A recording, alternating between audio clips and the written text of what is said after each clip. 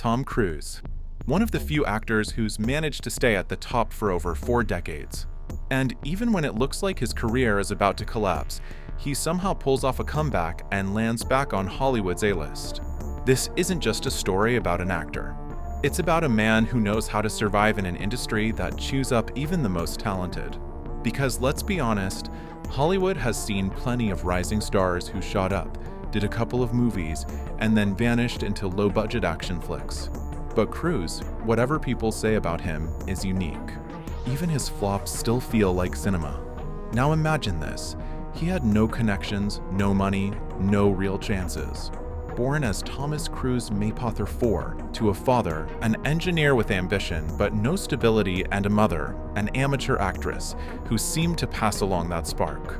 As a teenager, he even thought about becoming a priest. And yes, today picturing Tom Cruise at a pulpit with a Bible in his hands is about as likely as Mission Impossible, ending with the line, "Well, okay, we gave up." But back then, it was serious. Still, the stage won. He joined a theater program and felt it immediately. This is it, my path. At 18, he packed a bag, left home, and went to New York. No guarantees, just youthful stubbornness and a dream of Hollywood. Sounds cliche? Sure. The difference is he actually made it. His name first showed up in the credits in Endless Love 1981. A blink and you miss it role, but it opened doors.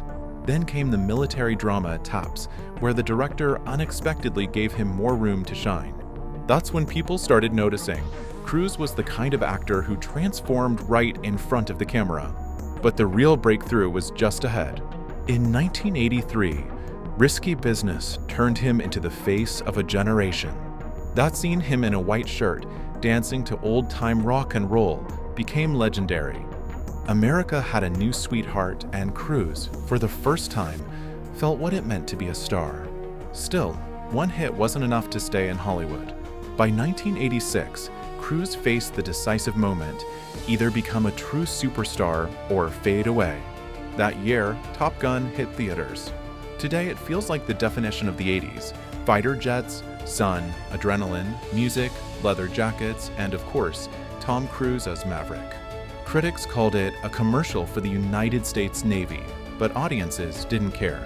The movie exploded at the box office, and Cruise became a national hero. Ironically, at first, he didn't even want the role. He thought one wrong movie could destroy his career. But producer Jerry Bruckheimer knew how to hook him. He let Cruise ride in the cockpit of a real fighter jet. After that flight, Tom begged to sign the contract. Top Gun wasn't just a hit. It created a cultural code. The Ray-Ban sunglasses he wore became a bestseller. Young men dreamed of being fighter pilots. Young women dreamed of meeting one. And Cruise realized something crucial. He wasn't just an actor anymore. He was a brand. But if he'd stopped there, his career would have burned out quickly. That's when Martin Scorsese came calling with The Color of Money, 1986. Acting opposite Paul Newman, Cruise proved he could do more than just smile on camera and wear a flight jacket. He held his own in a serious drama alongside one of Hollywood's legends. Of course, not everything was smooth sailing. Cocktail 1988 was flashy, stylish, and empty. Critics tore it apart. It even won a Razzie Award. But at the box office, it raked in millions. Another paradox: even in failure, Cruise somehow looked like a winner. Then came Rain Man 1988 with Dustin Hoffman. That movie cemented Cruise's reputation. He wasn't just an action star, he could act.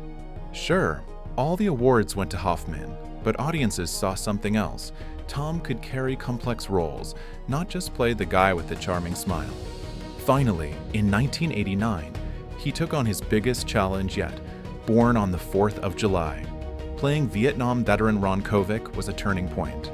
From light comedies and action flicks to a raw drama that earned him a Golden Globe and his first Oscar nomination. It shocked many. Behind the glossy superstar image was an actor who could make you cry.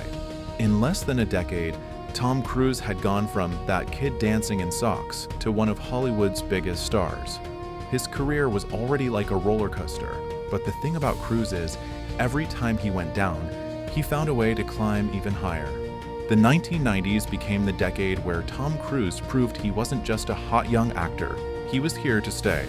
If the 80s were about youth, charisma, and guts, the 90s demanded something harder: longevity. He kicked off the decade with A Few Good Men 1992. Jack Nicholson's line, "You can't handle the truth," became immortal, but what mattered was that Cruise held his ground opposite Nicholson, an actor who usually stole every scene. Cruise didn't just survive, he matched him, proving he was now among the greats. Next came The Firm 1993, a legal thriller that cemented Cruise as the leading man of the early 90s. The movie made over $200 million, and Cruise showed he could balance charisma with dramatic weight. His star power meant studios were fighting for him, and his paychecks skyrocketed. But 1994 brought controversy. Cruise agreed to play the vampire Lestat in Interview with the Vampire.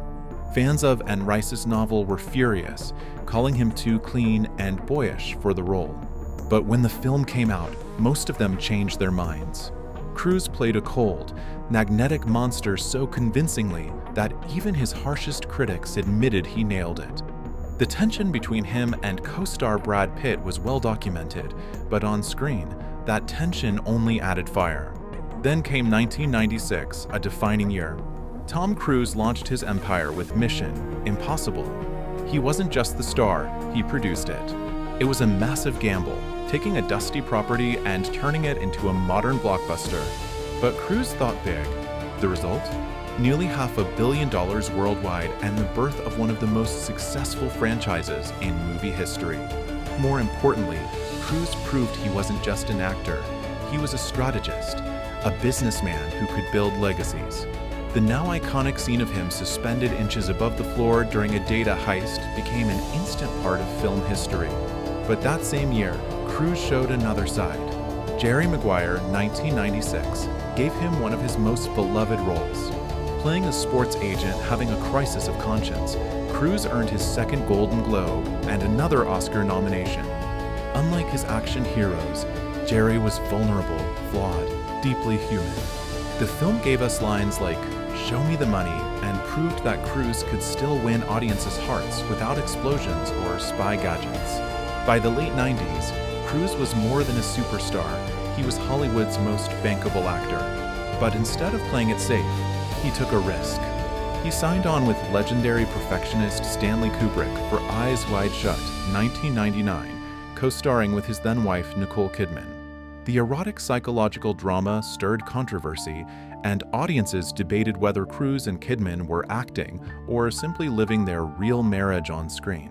The reviews were mixed, but one thing was clear: Cruise wasn't afraid to challenge himself. That same year, he took an even bigger risk with Magnolia, 1999.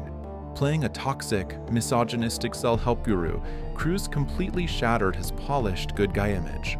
The performance earned him another Golden Globe and another Oscar nomination. It was messy, raw, uncomfortable, and it proved that Cruise wasn't afraid to be hated on screen if it meant delivering a powerful performance. By the end of the 90s, Tom Cruise had done the impossible. He was both a global box office king and a respected dramatic actor. He could carry billion-dollar franchises and also take on dark, risky roles. Somehow, he was living multiple careers at once. But the 2000s would test him in ways no one expected, both on and off the screen. The 2000s began with a bang. Mission: Impossible 2 2000 turned Cruise into a full-blown action hero. Long hair, motorcycles, explosions every 5 minutes. Critics laughed at the thin plot, but audiences didn't care.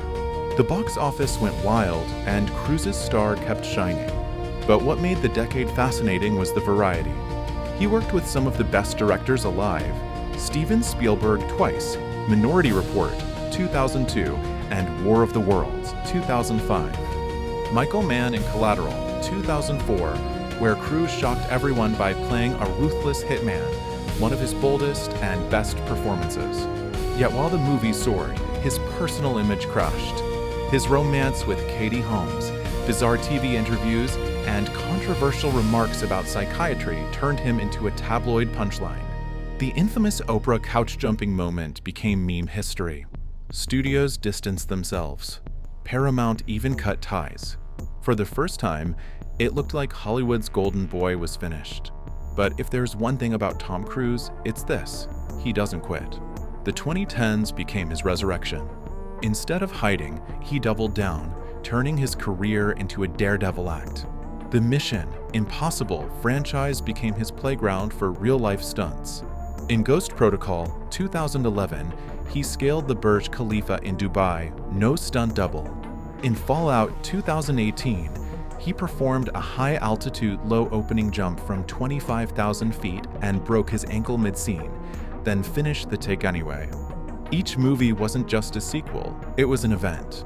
Audiences didn't just come for the story, they came to see what insane thing Tom would do next. Meanwhile, he experimented outside the franchise. Edge of Tomorrow 2014 became a sci-fi cult favorite. Jack Reacher showed him as a grittier, stripped-down action figure. And gradually, the public perception shifted. The same guy mocked as a weirdo in the 2000s was now admired as Hollywood's hardest-working professional. People weren't just going to the movies, they were going to see Tom Cruise put his life on the line for entertainment. Then came the miracle: Top Gun: Maverick 2022. More than 3 decades after the original, Cruise returned as Pete Mitchell. The movie had everything: nostalgia, practical jet stunts, and heart. While studios pushed streaming, Cruise fought to keep it exclusively in theaters. He was right, Maverick grossed over $1 billion. But Cruise wasn't done. The Mission Impossible saga became his life's work. In 2023, Dead Reckoning, Part 1 pushed boundaries again. Motorcycle cliff jumps, high-speed train fights, all real, all Cruise.